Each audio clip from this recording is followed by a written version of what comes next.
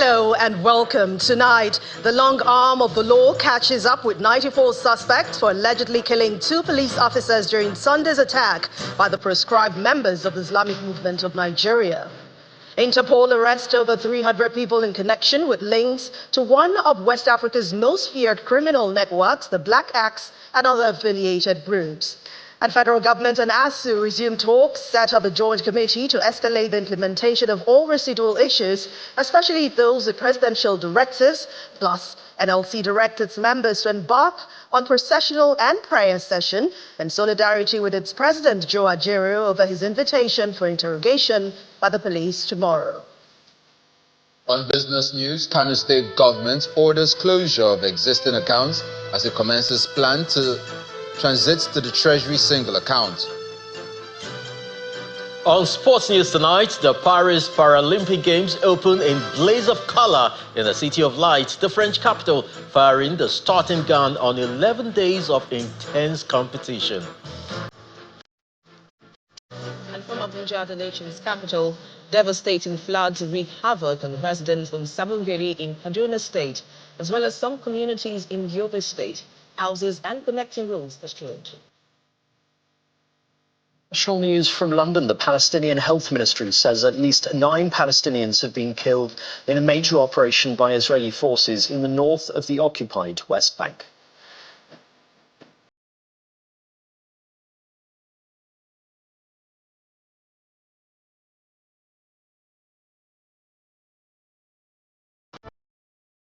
Again, security, as the FCT Police Command has paraded 94 suspects allegedly involved in the killing of 2 police officers and injury to 3 others in an unprovoked attack by the proscribed Islamic movement of Nigeria, also known as Shiite, in the Muse Market Junction in Abuja.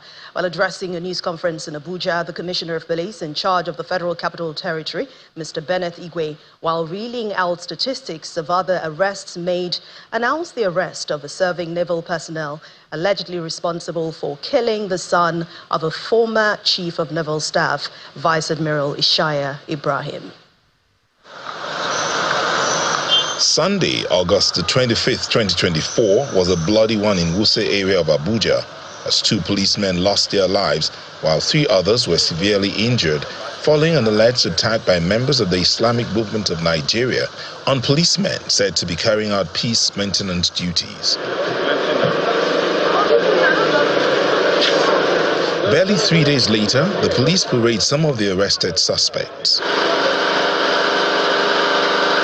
Police insists the suspects are responsible for the death of the 2 officers and the burning of their patrol vehicles. After the attack on the policemen, and they killed 2 policemen and wounded 4, including a woman police who were in the hospital. We took action because we can't enjoy it. If you check here, you can see what we recovered from them. Some of the cutlasses you see here are blood-stained. Beyond the attackers, the police announced the arrest of a serving naval personnel for allegedly killing the son of his boss on August the 18th in Abuja after dispossessing him of a Prado Jeep. Is that about 2 weeks ago, Aminu Ibrahim, the son of Vice Admiral I.I. Ibrahim, a former Chief of Naval Staff, was robbed and killed in Maitama area of Abuja, and his Prado SUV removed. Some of the suspects speak on the allegations against them. Nigerian police arrested us. Symbolic Abraham trek. But during the trek, the police say some of your members killed policemen. This is not true, and we are not aware of that. Yes, I'm a member of that. I come here because I was the prosecutor of killing son of Vice Admiral Ibrahim.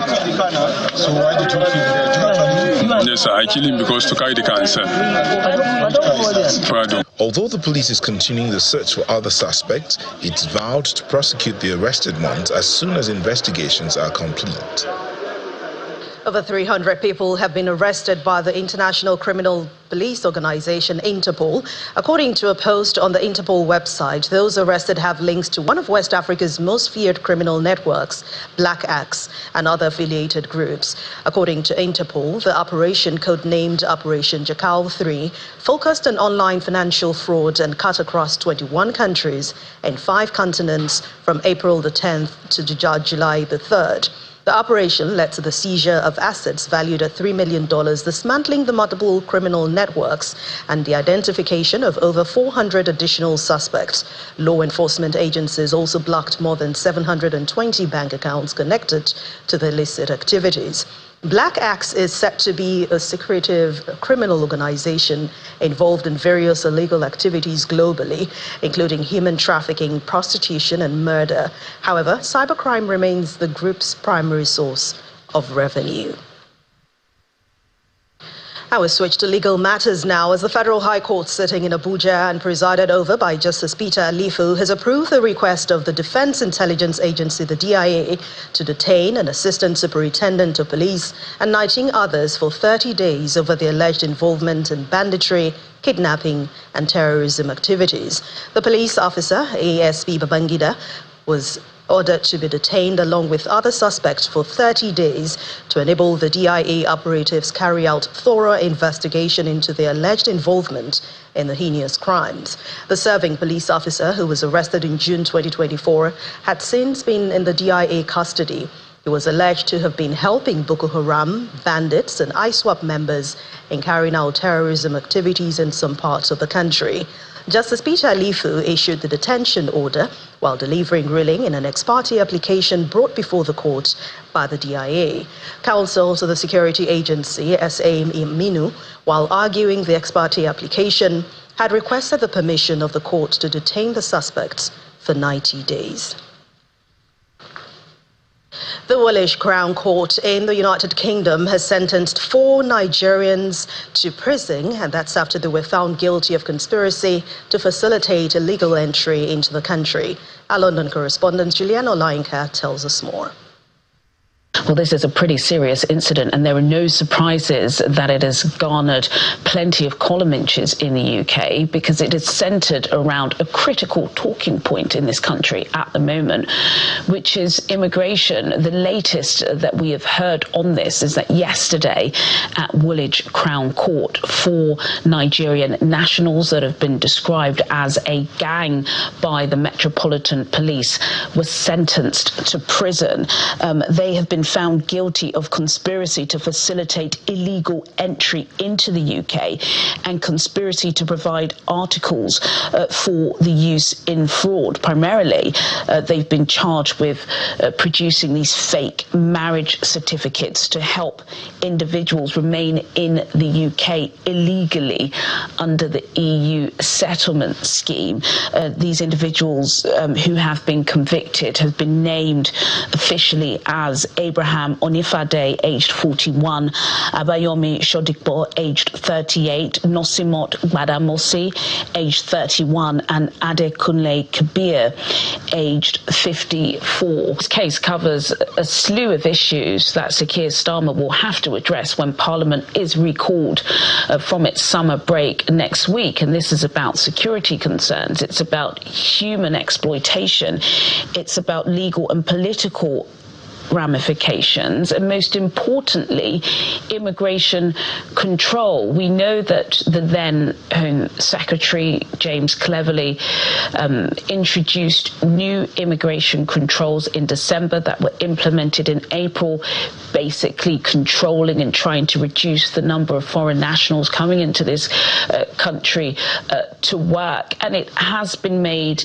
even more difficult. It is increasingly difficult to come into the UK legitimately now because of these tighter controls. But then when you have headlines such as this, particularly Nigerian nationals exploiting and abusing the immigration system, it does remain a cause for concern. But what we do know now is that these 4 individuals, like I said, who have been described as a gang, have been convicted at Woolwich Crown Court. court, and the sentencing will be declared at a later date. Juliana Olayinka reporting for Channels TV News in London.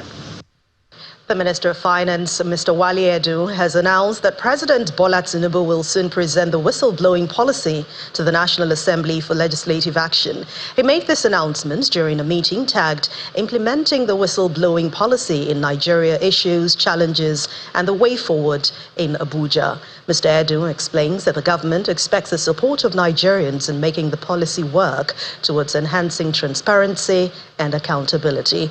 Meanwhile, a press statement from the ministry states that the whistleblowing policy has recovered over 83 billion naira since inception between 2017 to 2023. The Minister of Finance is attending a meeting on the implementation of the whistleblowing policy. The meeting is coming after the federal government enhanced the effectiveness of its whistleblowing policy by developing a draft bill to provide legal backing and protection for whistleblowers since its establishment in 2017. Whistleblowing policy was launched to encourage the citizenry to take ownership of the fight against corruption, rather than leaving it in the hands of the anti-graft agencies alone. Its launch had been received with great enthusiasm by patriotic Nigerians, home and abroad. Some of the reasons for the introduction of the whistleblowing in 2017 include establish rules and guidelines for reporting illegal or unethical activities within an organization, encourage staff and volunteers to come forward with credible information, protect individuals from retaliation, cultivate a culture of integrity and transparency, and provide a mechanism for raising concern about irregularities, fraud, and violations of codes of conduct. A press statement from the Ministry of Finance states that recoveries made through the policy between 2017 to 2023 stood at over 83 billion naira.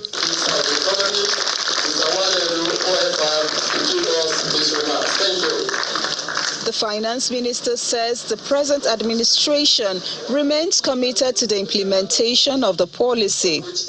We are committed to implement the present government's agenda to the letter, and therefore no stone would be left unturned to ensure that a legal framework is put in place to drive the implementation of the policy.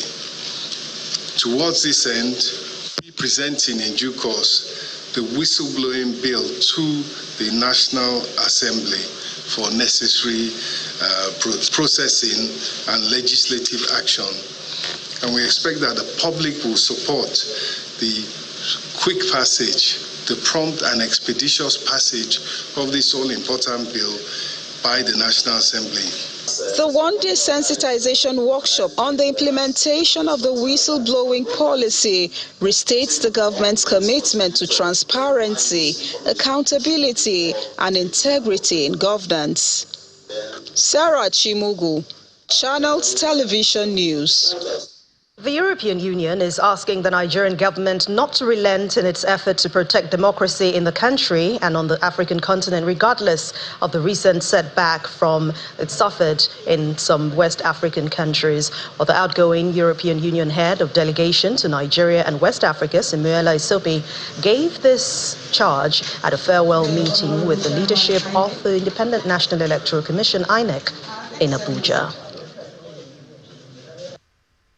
I would like to take the opportunity to say something I said in the past few days. I think the best for Nigeria is yet to come.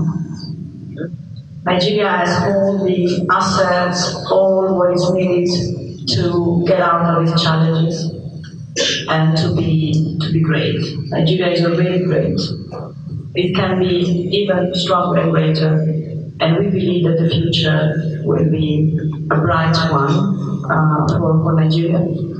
Of course, this will require continuous hard work. So my message would be not to give up, to continue to support democracy, because if everyone plays his or her role, including voters, of course things can only get better. We believe, as we think that we are the product, result of that democracy remains the best way, if not the only one, to really respond to the aspirations of our people. We have been supporting democracy and democratic governance in Nigeria, and our support extends beyond INEC. We support the National Assembly, we support the judiciary, civil society organizations, and the media. We have worked very closely with you, and I want you to assure you are successful that the same spirit of partnership and cooperation will continue to exist between INEC and the EU. In part two, after the break, federal government and ASUU resume talks, make significant progress, plus NLC directs its members to embark on processional and prayer session in solidarity with its president Joe Ajero over his invitation for interrogation by the police tomorrow. Please join us again.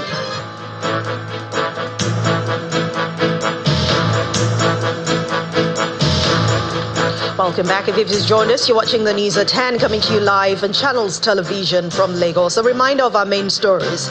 The long arm of the law catches up with 94 suspects for allegedly killing 2 police officers during Sunday's attack by proscribed members of the Islamic movement of Nigeria. Interpol arrests over 300 people in connection with the links to one of West Africa's most feared criminal networks, the Black Axe, and other affiliated groups. And the federal government and ASUU resume talks, set up a joint committee to escalate the implementation of all residual issues, especially those with presidential directives. Plus, NLC directs its members to embark on processional and prayer session in solidarity with its president, Joe Ajero. The Palestinian Health Ministry says that at least 9 Palestinians have been killed in a major operation by Israeli forces in the north of the occupied West Bank.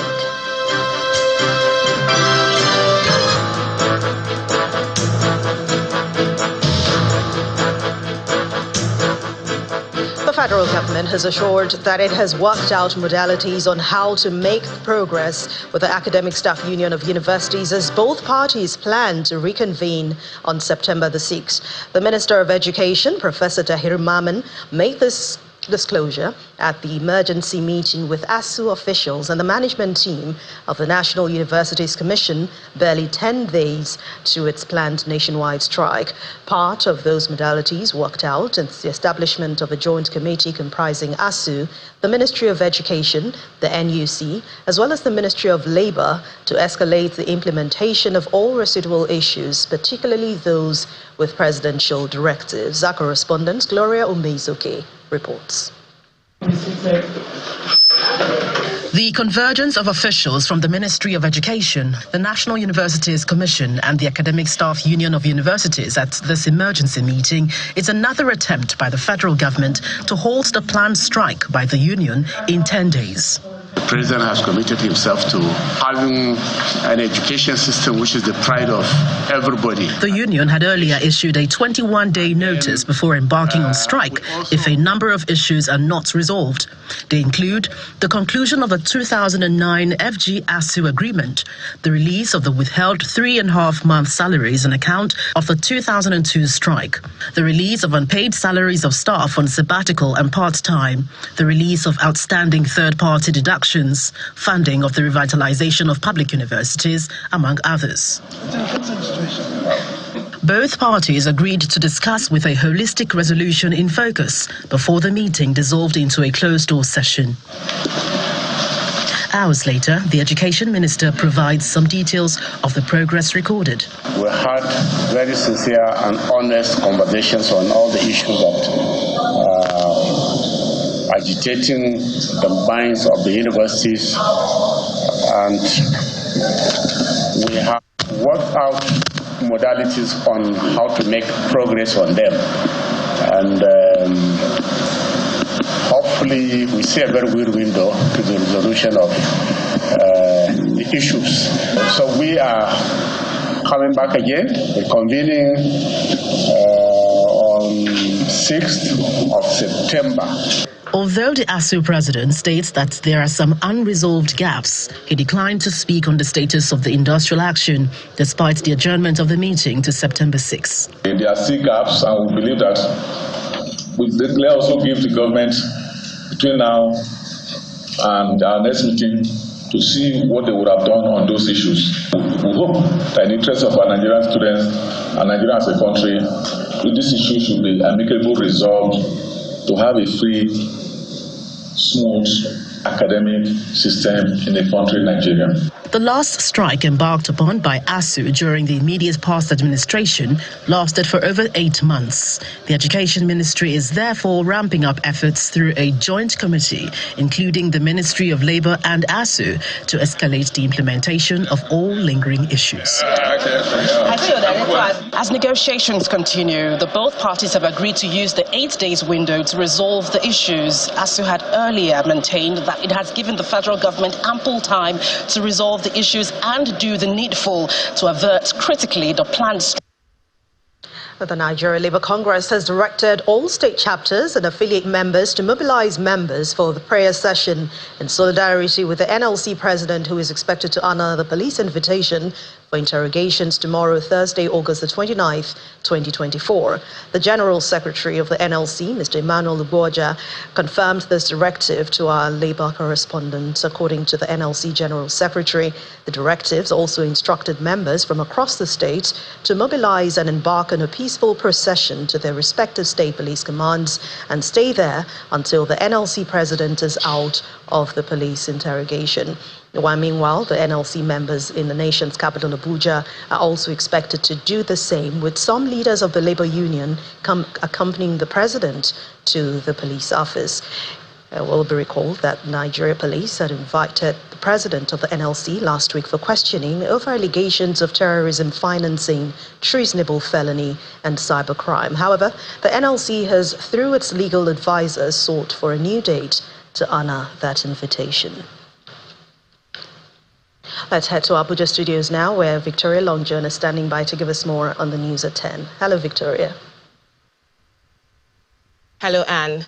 The Kaduna State Emergency Management Agency has urged residents living in flood-prone areas to evacuate immediately as a result of persistent rainfall and rising water level along the riverbanks. The warning comes on the heels of the devastating flood that destroyed about 200 houses at Sabongeri and Zaria local government areas. Addressing journalists, the Executive Secretary of the agency, Mr. Usman Mazadu, laments that the flood incident would have been averted if the residents had adhered to the warning of the agency and the Nigerian Meteorological Agency, NIMET, for those living along flood-prone areas to vacate those places to safer areas until after the rainy season. Not just about what has happened yesterday, it's about what might happen after today and tomorrow. We have all witnessed what happened in Sabongeri local government, where, of course, the state government, part of its preparedness and mitigation method, try as much as it could to evacuate some certain number of people from those areas. And as we are talking to you right now, most of them that lose their shelters are now camped within Sabongeri local government secretariat by the state government, where adequate provision of both food and non-food items is provided, and adequate security is equally provided by the governor in order to make sure the people that are traumatized, the people that are lost their houses, settle for at least some certain days or some hours before they were taken back to their respective houses. So why do we used to have this kind of problem, and why this sudden others? Because we have already for weeks, I have personally have an interaction or interview with several TV stations. I have personally went to radio station, like in a day, you will have broadcasts from SEMA, from NEMA, from NIMET and the rest, over 12 to 15 times. But why is it that we are still having these kind of challenges? Meanwhile, victims of recent flooding in Yobe State have received relief materials to cushion the effect of the disaster that has affected at least 6 local government areas in the state. The flood reportedly killed 6 persons in Potiskum and Nangare local government areas of the state, displacing at least 2,500 others. This video shows the Potiskum-Gashua Road in Yobe State, ravaged by the recent flood in parts of the state.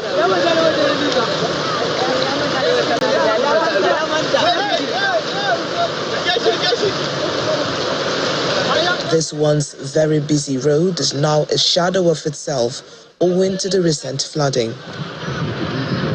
Apart from the damage done to the road, buildings were also destroyed in Potiskum and Nangere local government areas, killing at least 6 people and displacing 2,500 others. There are about one person from Yindiski, which is in Doganini Ward, one person in Barebau Elele, that's from Nahuta community, that is in Potiskum local government, one person from Uganda area of Irima Ward, 2 persons from Chukuriwa Ward of Nigeria local government, 1 person from Nigeria Ward in Nigeria local government. These are the recorded dates from this incident. To cushion the effects of these disasters, the senator representing Yobe South is distributing some relief materials to the victims. The amount involved that is going to be distributed to the affected communities is 20 million naira. 20 million naira. So the affected people, about 2,500 are going to benefit from the amount. Some of the beneficiaries applaud the lawmakers' efforts to cushion the effects of the flooding. We really appreciate, because I'm among the beneficiaries that receive cash and non-food items from Senator Bombay. And this is not his first time of donating to our people. We really appreciate. Beyond these relief materials, however, residents are hopeful that the government will provide a more lasting solution to the destruction caused by recent flood in Yobe State. Now, still ahead on the news at 10, Kano State government orders the closure of existing accounts as it commences plan to transit to Treasury single account. That's in business news. To join us again. Welcome back to the news at 10. President Bola Tinubu has sympathized with all victims of flood in communities and farmlands across the country, especially bereaved families, farmers, displaced communities, and those who've lost property. According to the statement by the Special Advisor on Media, during Galale, the president received the news of the devastation with profound grief. Now, recent data by the National Emergency Management Agency indicates that lives have been lost, with thousands of hectares of farmlands damaged and thousands of people displaced by floods across the country. The president re-emphasizes the need for concerted efforts to address existential environmental concerns and build a more climate resilient and adaptive society. He prays for the repose of the souls of the deceased, while assuring Nigerians that his administration, through the relevant agencies, will continue to provide the needed support for victims, as well as timely warning to mitigate the impact of environmental mishaps. And the governor of Abia State, Dr. Alex Oti, has flagged off the reconstruction of the 41.4-kilometer Ohafia-Arochukwu highway, expressing his administration's determination to provide an enabling environment for residents and businesses to thrive. Now, speaking during the symbolic flag-off at the Old Soldier Junction, Ohafia in Abia State, Dr. Alex Oti said the road project, when completed, will put an end to the age-long nightmare and give fellow Abians living in the over 60 communities and clans around the corridor a new lease of life. The 41.4-kilometer Ohafia-Arochukwu Road is a federal road linking the 5 local government areas in Abia North Senatorial District and has been a subject of discussion among road users who plied as a result of its deplorable state. Residents say the reconstruction of this particular road was first awarded by the Petroleum Trust Fund when former President Muhammadu Buhari was the chairman under General Sani Abacha's administration, and it was abandoned and later re-awarded in 2011 by former President Goodluck Jonathan before it was also abandoned.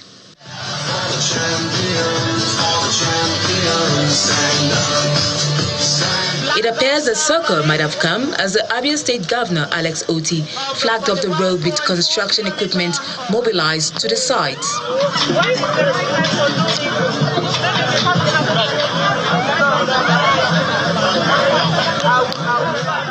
Addressing supporters, traditional rulers and top government officials, Governor Alex Otti pleads with the federal government to consider making the necessary financial provisions to eventually reimburse the state, since it has taken the bull by the horns by doing what a responsible government should do for its citizens. What we have come today to do is to take our destiny in our hands, convinced that the federal government, whose approval we have fully obtained to execute this project, will eventually do what is right and fair in the long-term economic interest of the good people of Abia State. Former Minister of Finance, Dr. Kalu Idika Kalu, and other stakeholders in the state share their thoughts on the proactive steps taken by Alex Otti-led administration to put an end to the residents' age-old nightmare.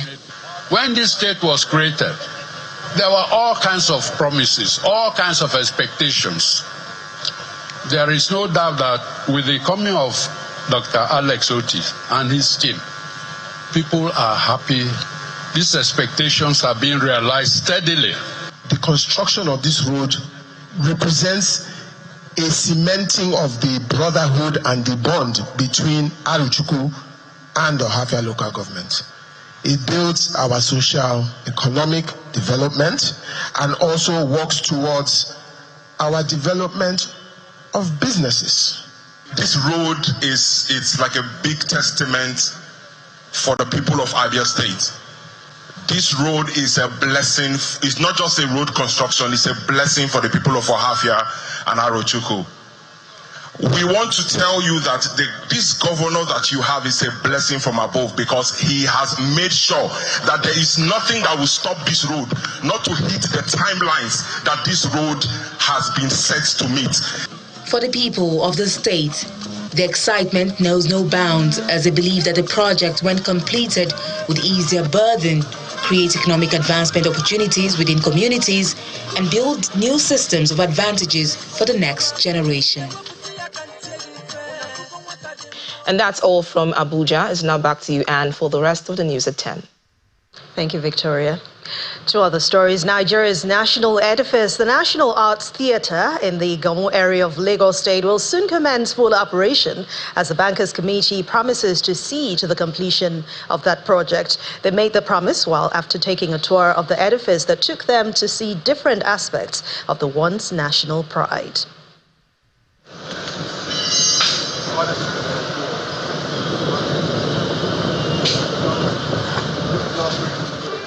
Members of the Bankers Committee, comprising chief executives of banks in Nigeria, are taking a tour of the National Art Theatre to know progress of work to get the facility back in shape. Constructed in 1976, this gigantic architectural project provided Nigerians the ambience to experience world-class entertainment and gave the global audience a taste of Nigeria's rich culture.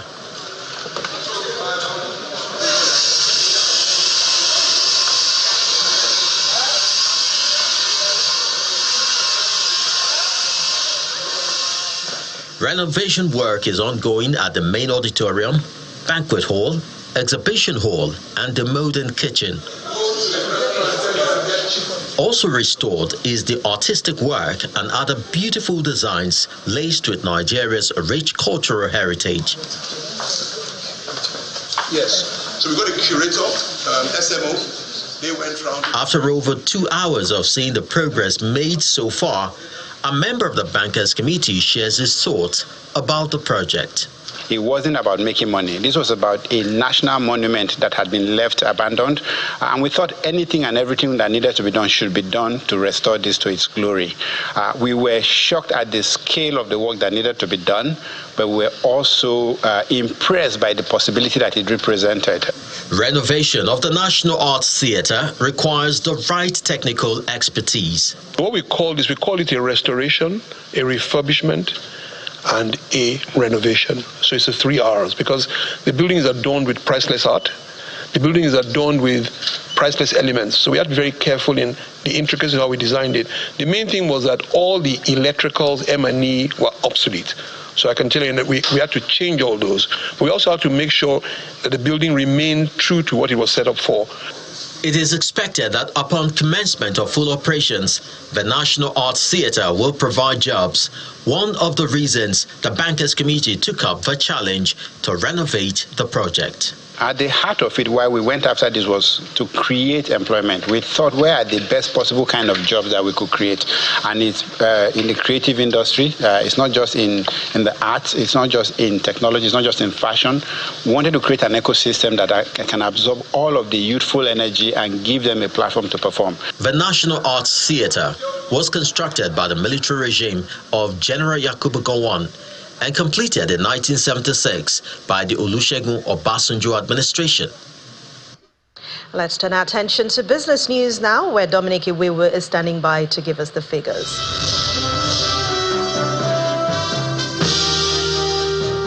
Thank you, Anne.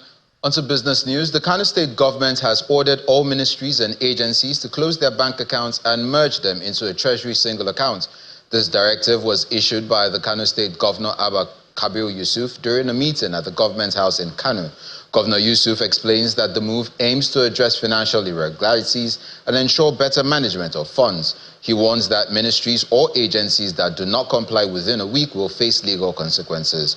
Also, the chairman of the Kano State Internal Revenue Service, Dr. Zaid Abubakar, has announced a new tax collection plan under this unified system aimed at increasing revenue and preventing fund misappropriation.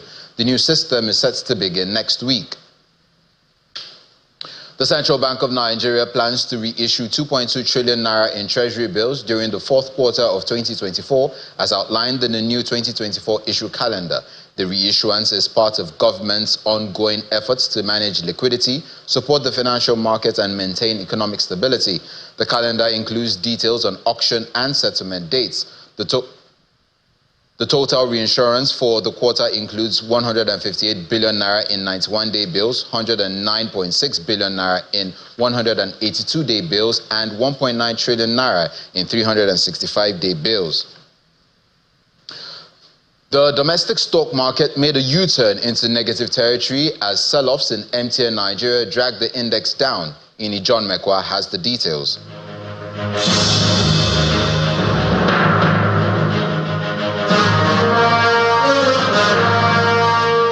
Good evening, everyone. Welcome to the stock market report. Well, MTN came out of nowhere and changed the color of the market today. So it opened at 199 naira 80 kobo, but closed at 184 naira. Now 15 naira 80 kobo shaved off the share price. And of course, we know that MTN is a giant, so drag the NGX into the red. But not everybody is red. We look at banking and we see 0.62% in the green. GTCO, UBA, Zenith Bank, they retained that positive sentiment around it.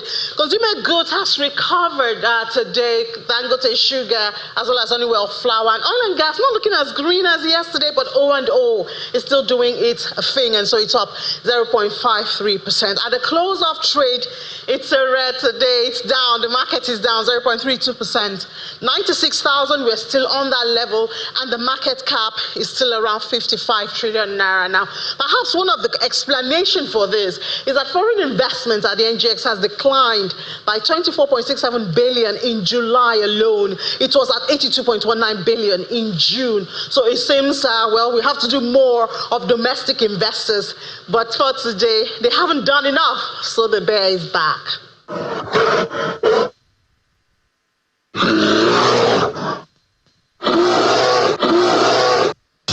And that's it on business news. Back to Anne for the rest of the news bulletin. Thank you, Dominic. Still to come on the news at 10, the Palestinian Health Ministry says at least 9 Palestinians have been killed in a major operation by Israeli forces in the north of the occupied West Bank. Please stay with us. Welcome back. At least 9 people have been killed in the occupied West Bank. Here's Simon Pusey with other international news and around the world in 5. Good evening and welcome to the channel's studios here in London with your international news around the world in 5. The Palestinian Health Ministry says at least 9 Palestinians have been killed in a major operation by Israeli forces in the north of the occupied West Bank. Bulldozers could be seen digging up streets in Tulkarm in the early hours. Army personnel could then be seen moving into positions as daybreak rose. Israeli security forces said they had begun a counter-terrorism operation in Jenin and Turkam overnight, and that they had so far killed 5 armed terrorists from the air and ground. It also said another 4 were killed in an airstrike during a simultaneous operation in Al-Farak refugee camp near Turbas. There has been a spike in violence in the West Bank since Hamas's deadly attack on Israel on the 7th of October and the ensuing war in Gaza. US prosecutors have issued revised charges against Donald Trump for the former president's alleged attempts to interfere in the 2020 election after losing the contest. The updated wording tries to navigate a Supreme Court ruling that presidents have broad immunity from criminal prosecution for official acts. The ruling had thrown this case into doubt. Mr. Trump denies accusations that he pressured officials to reverse the results, knowingly spread lies about election fraud, and sought to exploit a riot at the US Capitol. It appears unlikely the case will reach court before the next election on the 5th of November. The president doesn't have some level of immunity in how he conducts his office. In the same way that judges have to have immunity, police officers have to have immunity, there has to be some recognition that people can't be sued for doing their job. I don't think that it changes anything legally. I think it's clearly an effort to try to do more election interference from Jack Smith. He should be ashamed of himself, and it's one of the reasons why we have to win, because he should not be anywhere near power. Italian authorities are expanding their investigation into the deaths of 7 people on the yacht, the Basian, to include 2 crew members as well as the captain. Vi comunico ufficialmente. British tech entrepreneur Mike Lynch and 6 others lost their lives when the 56-metre yacht, flying a British flag, sank off the coast of northern Sicily on the 19th of August. The investigation is now said to include ship engineer Tim Parker-Eaton and sailor Matthew Griffith. The boat went down within minutes during a pre-dawn storm, while the yacht was anchored off the northern coast of Sicily. Emergency responders have been scrambling to find out how many people remain missing after waters burst through a dam in eastern Sudan. It resulted in the worst in a series of floods that have devastated a country already torn by 500 days of war. The collapse of the Arbat Dam on Sunday killed 30 people and likely dozens more, in the latest in a series of inundations around the country as this year's rainy season hits heavier and in places earlier than in past years. South African billionaire Johan Rupert has overtaken Aliko Dangote as Africa's richest person. That's according to the latest data from the Bloomberg Billionaires Index. Mr. Rupert controls Richemont, one of the world's largest luxury goods firms, which owns brands like Cartier and Montblanc. His net worth has surged to $1.9 billion to $14.3 billion, placing him in the 147th position globally. The Spanish festival known as La Tomatina, said to be the biggest food fight in the world, has taken place in Bunol. The festival started in 1945 after a fight broke out between 2 groups of teenage boys during a parade in the town. It's thought to bring around 20,000 people to the small town. Over 120,000 tons of tomatoes are purchased for the festival.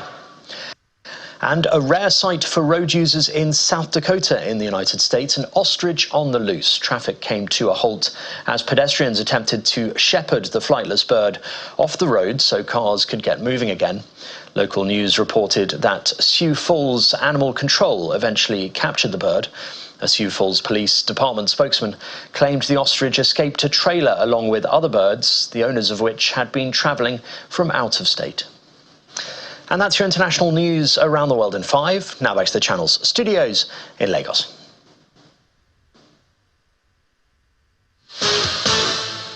Thank you, Simon. Welcome to Sports News. The opening ceremony of the Paris Paralympics got underway in the center of the French capital, firing the starting gun on 11 days of intense competition.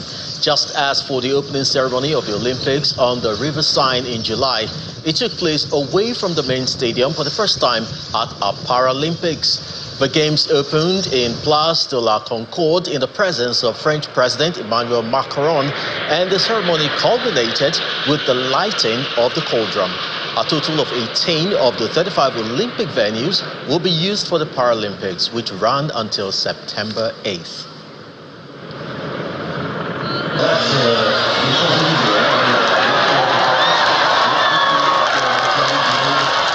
Well, some fanfare there. That's it on sports. It's back to you, Anne.